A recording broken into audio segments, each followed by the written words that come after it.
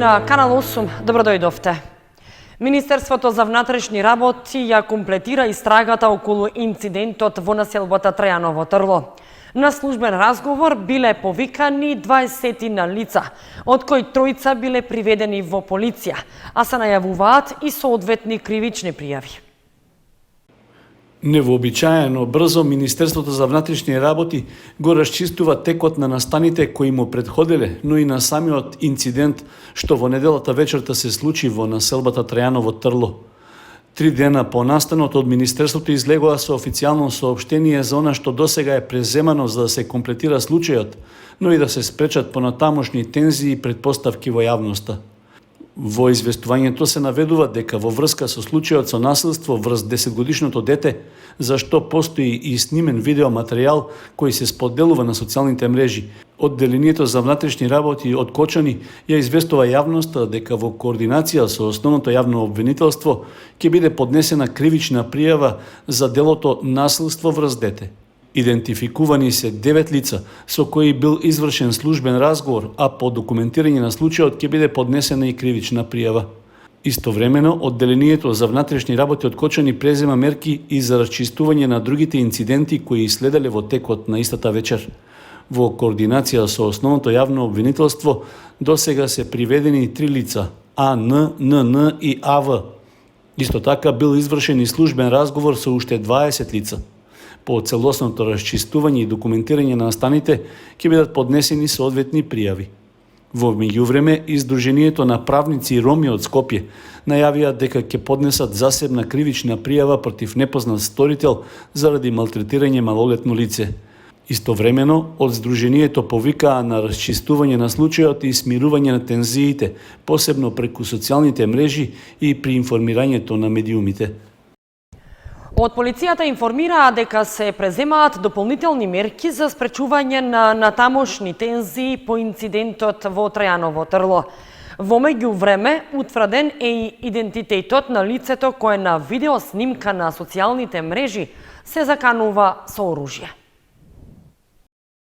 Малолетникот што е малтретиран во инцидентот во населбата Трајаново Трло е штитеник на Центарот за социјална работа од Скопје, а пред тоа бил сместен во згрижувачко семејство. Според Серџан Амет, адвокат кој е вклучен во случајот, детето е во добра здравствена состојба, а со лекарски преглед се утврдени модринки по телото, но нема посериозни повреди. Во меѓувреме, полицијата го испитува случајот со видеоснимката од социјалните мрежи на која се гледа како лице кое се представува како негов родител се заканува со оружје. Парче по парче ќе сечам од нив. Значи парче по парче. Ќе дробам и вечно ќе дам до робие. Полицијата потврдува дека на видеото е татко на детето и дека за заканите ќе поднесе соодветна пријава. Од страна на секторот за внатрешни работи Штип, веднаш се преземени мерки за идентификување на лицето од видеото, при што е утврдено дека се работи за 36 годишниот А.И. од Кочани, инаку татко на детето кое што на 11.4. околу 20 часот врз кое што беше извршено кривично дело насилство врз дете. По преземени оперативни мерки од страна на полицијата, утврдено е дека не се наоѓа на територија на Република Северна Македонија и се работи на негово обезбедување, пошто во координација со основното јавно обвинителство и по комплетирање и документирање на целиот настан ќе биде поднесена соодветна пријава. Според информацијата од Министерството за внатрешни работи, во инцидентот што се случи во неделата, веднаш постапување во сила на полицискиот час, учествувале вкупно 23 лица. Жителите на Трајаново Трло пред еден месец излегуваа на мирен протест поради тоа што нивните домови честопати се мета на кражби и разбојништва. Во пожар настрада џамијата во Виница. Во гаснењето на огнот интервенирала екипа на територијалната противпожарна единица, а се прави увид за да се утврдат причините за негово избувнување. Пожар што во вторникот попладне избувна во помошен објект на џамијата Сефер Баба во Виница направил материјална штета на инвентарот и внатрешноста, но нема повредени лица. Во гаснењето на огнот интервенирала територијалната противпожарна единица, која успеала за кратко време да го локализира и да спречи проширување на објектите во непосредна близина. Од противпожарната единица истакнуваат дека околу 17 часот и 30 минути добиле пријава од има пожар во џамијата, пошто се упатени 2 противпожарни возила и 6 мина пожарникари. На лице место е утврдено дека станува збор за запален помошен објект кујна, а по интервенцијата од околу 2 часа спречено е огнот да го зафати главниот објект на џамијата. Во огнената стихија целосно е изгорен мебелот и електричните уреди во внатрешноста, а материјалната штета дополнително ќе се утврдува, информираше командирот на територијалната противпожарна единица од Виница Станко Спасов. Увид на местото на пожарот направи екипа од полициската станица во Виница, а според првичниот наод, најверојатна причина за пожарот е неисправен електричен уред во кујната. Во аторот на Зрновци се засеани првите површини со ориз, со што годинава почнуваат сеидбените активности на главната земјоделска култура во Кочанскиот регион. Се очекува наскоро и официјално да почне и наводнителната сезона за околу 3500 хектари, што ќе се сеат со ориз. Сеидбата на оризот во Кочанскиот регион почна според вообичаениот термин за оваа земјоделска активност. Првите површини се засеани во атарот на Зрновци. По претходно завршените подготовки и полнењето со вода на нивите, неколку хектари во местноста Песокот во близина на мостот на реката Брегалница, што ги обработува компанијата БМФ, се засеани со ориз од сортата Сан Андреа. Од компанијата информираат дека и покрај специфичните временски услови во овој период, неопходно е сеидбата на оризот да се реализира навреме, за да се обезбеди негова навремена вегетација, што од друга страна позитивно ќе влијае и на зголемените приноси. Од водостопанската подружница Брегалница претходно најавија дека денојве ќе почне и наводнителната сезона со зафаќање на проточните води. Сепак проблем е што дел од површините се уште не се целосно подготвени за сеидба на ориз.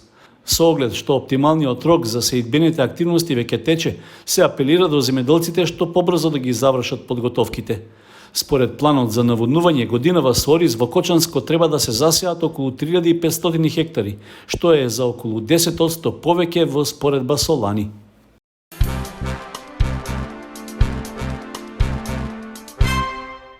Тестови за COVID-19 има доволно во Кочанската болница, информираат одговорните во здравствената установа. Се тестираат по околу 30 до 50 граѓани дневно и нема страв од евентуален недостиг на ПЦР тестови во Кочанската болница. Модуларната болница пак е полна со пациенти. Има вкупно 35 кои се лекуваат од COVID, а половина од хоспитализираните се на кислородна подршка. Додека некои граѓани од болниците низ земјава се пожалија дека и по неколку дена не можат да стигнат до тест за COVID-19 или нема термин за тестирање поради недостиг на тестови, во разговор со директорот на Кочанската болница Александар Серафимов за Канал 8 потврди дека тестови за COVID-19 во општа болница Кочани има доволно и тоа само во моментов болницата располага со околу 2000 тестови. Дневно се тестираат од 30 до 50 граѓани, сите кои имаат потреба и кои закажале термин преку матичен лекар, но и да има потреба и повеќе, болницата може да одговори, вели Серафимов. Во моментов модуларната ковид болница е преполна со пациенти. Има вкупно 35 колку што може и да прими и 5 во делот на физикална терапија. Значи вкупно 40 пациенти се хоспитализирани, од кои 15 се на кислородна подршка. Во последните 24 часа се направени 4045 тестирања, а регистрирани се 1129 нови случаи на COVID-19 во земјава. Во Кочани 28 ново регистрирани, 16 оздравени пациенти, а утрово 1 починат. Вакцинацијата на граѓаните постари од 75 години се одвива без проблеми и досега нема пријавено компликации од примена вакцина. Вакцини од производителот AstraZeneca има доволно во Кочанската болница, додава Серафимов. Откако ќе се вакцинираат повозрасните граѓани, ќе следува вакцинирање на граѓаните од другите старосни категории. Наставниот кадар и воспитувачките во градинките се вакцинираа минатата недела во Скопје со вакцината Спутник. Од почетокот на забраната за движење, полицијата во Виница констатирала 4 прекршувања на полицискиот час. Истакнуваат од Оделението за внатрешни работи Виница. Во моментов во Виница 144 лица се во самоизолација и под постојан надзор од полицијата. Во последните 24 часа пријави за непочитување на мерката самоизолација нема, а за неносење маска полицијата дневно казнува по околу 10 лица. Од почетокот на забраната за движење, односно откако полицискиот час трае од 22 до 5 часот наутро и сега од 20 часот до 5 часот, полицијата од Оделението за внатрешни работи Виница без дозвола за движење во полициски час фатила и казнила 4 лица кои ја прекршиле забраната. Со нив полицијата постапила согласно законот и ќе следува соодветна пријава. Другите лица кои биле затекнати во движење за време на полициски час, сите биле со уредни дозволи. За Канал 8 информира Дарко Богданов, началник на Оделението за внатрешни работи Виница. Зголемен е и бројот на лица кои се во самоизолација во Виница. Во моментов, под постојан надзор на полицијата, се вкупно 144 лица кои имале директен контакт со заболено лице или добиле позитивен тест на коронавирусот, вели Богданов. Тие лица се под постојан надзор и следење за утврдување дали ги почитуваат мерките за самоизолација, издадени со решение за изолација заради спречување на ширењето на заразата од COVID-19. Доколку некои од овие лица ги прекрашат мерките за 14-дневна самоизолација, следува кривична пријава. Во последните 24 часа нема прекрашување на оваа мерка. На станично подрачје на Овара Виница од страна на Оделението на Овара Виница констатирани се 4 прекрашувања, тоа кривични дела по член 206, односно непочитување на полицискиот час од почетокот до ден денес, со 6 сторители. Во лица кои имаме во изолација на наше станично подрачје се 144 лица, од кои 96 се позитивни, 44 лица се контакт и 4 лица имаме во болница, на болничко лекување.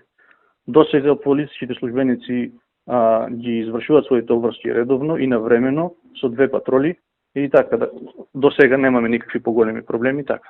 Отстапки од полицискиот час има за сите граѓани кои за време на забраната за движење имаат потреба од итна медицинска грижа и за слободно движење оваа потреба ќе треба да ја најават на службата 192 на телефонот на Министерството за внатрешни работи. Инаку за неносење заштитна маска се казнуваат по околу 8 до 10 лица дневно. Во уредбата се пропишуваат глоби од 20 до 2000 евра за непочитување на пропишаните должности за неносење лична заштитна маска, шал или марама. Пакети со витамини и суплементи за повозрастните граѓани од третото доба дистрибуираше Црвен крст од Кочани. Поделени се пакети на граѓани од трите општини – Кочани, Чешиново, Облешево и Зарновци. Во меѓувреме, од Црвен крст информираат дека течат онлайн обуките како дел од ПХВ проектите, во кои учествуваат и волонтери од Кочани. Државна лотарија на Македонија и Црвен крст со заедничка хуманитарна акција за подршка на лицата од трето доба. Мобилен тим на општинската организација на Црвениот крст од Кочани во текот на минатата недела дистрибуираше 90 пакети со витамини и суплементи, наменети за 30 стари лица од општините Кочани, Зрновци и Чешиново, Облешево. Активноста е поддржана од Државната лотарија на Македонија преку издвојување на процент од продажбата на инстант лозовите Еко скутер во пакет Среќа плюс. Целта на оваа дистрибуција е да се обезбеди грижа, поддршка и здравствена заштита на лицата во трето доба како најзагрозена категорија на граѓани погодени од COVID-19. Инаку во тек се обуките и работилниците како дел од ПХВ проектот. Поради ограниченоста од COVID вирусот, оваа година програмата Црвен крст во акција промоција на хумани вредности се имплементира преку 40 онлайн работилници наменети за млади. Со овие работилници волонтерите имаат шанса амбициозно да работат на своите комуникацијски, организацијски и ораторски вештини, како и да се проучат себе си преку теми како личен менеджмент на време, грижа за себе, комуникација и јавно говорење. Работилниците се одржуваат секој четврток и во нив учествуваат околу 150 млади од целата држава, меѓу кои и волонтерите на Клуб на млади при Црвен крст Кочани, а се едуцирани од страна на искусни инструктори. Последната 12-та ПХВ работилница во која учествуваа и волонтери од Кочани беше на тема Вовет во вештачка интелигенција, во која волонтерите се запознаа со главните поими на вештачката интелигенција и машинското учење и колку е присутна вештачката интелигенција во нашите животи и како влијае на одлуките.